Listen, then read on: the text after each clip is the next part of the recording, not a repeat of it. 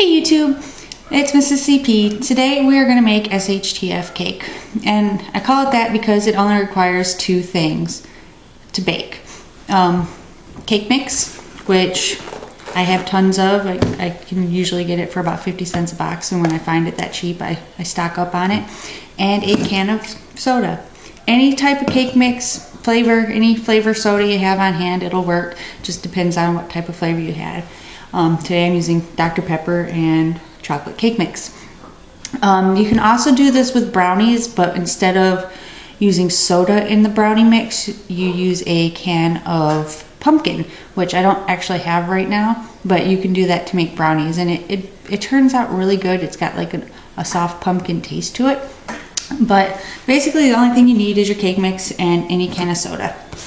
So, and of course preheat your oven to according to what the box says. I hope I preheated the right stuff. Yes. Whatever your box says, just listen to that for the baking instructions. And just dump everything out. And it's great for this because, you know, I always keep a couple cases of soda on hand when I find it on sale.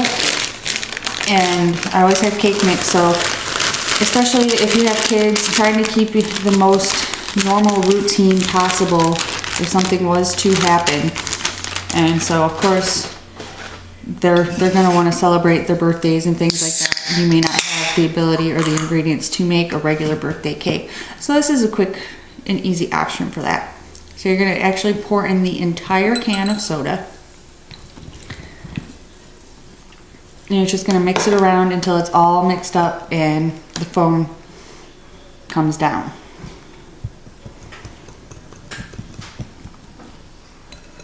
And I've tried this with different types of soda and different types of cake mix. I think the last time I did it, I did pineapple upside down cake mix with orange soda. I liked it. The kids liked it. Mr. CP didn't like it though, so I figure I'll make him a chocolate cake this time, see how much he likes that. So let me get this mixed up and I'll show you what it looks like once everything is mixed up. Okay, I've got everything mixed up. As you can see, I mixed it all the way up until all the foam had gone down. And you're just going to basically follow the baking instructions on your cake box. I'm going to pour them into a well-greased pan.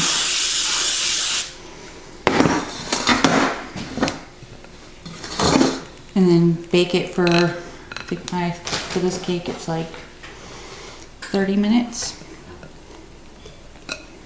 And it will rise a little bit, not as much as a regular cake will, but it will definitely rise, so you don't want to fill it all the way to the brim. That's why I'm doing 2.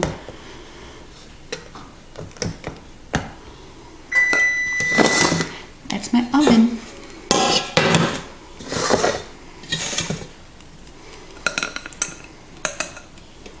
As I get chocolate all over my hand.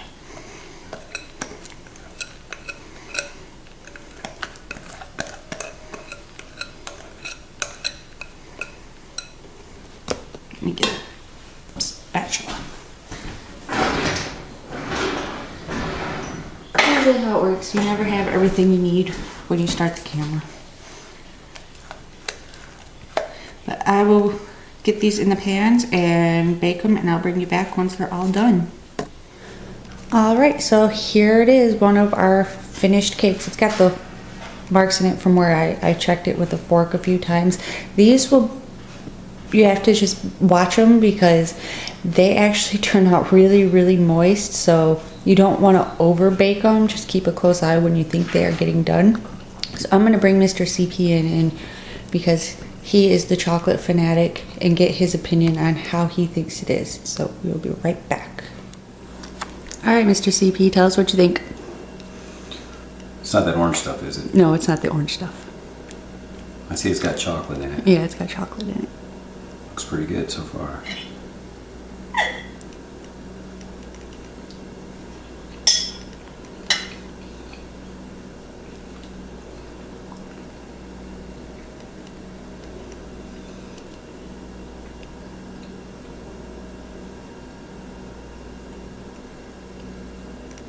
It's not bad. Better than the orange stuff. Does it taste like chocolate cake? Yes. So you'd give it a thumbs up?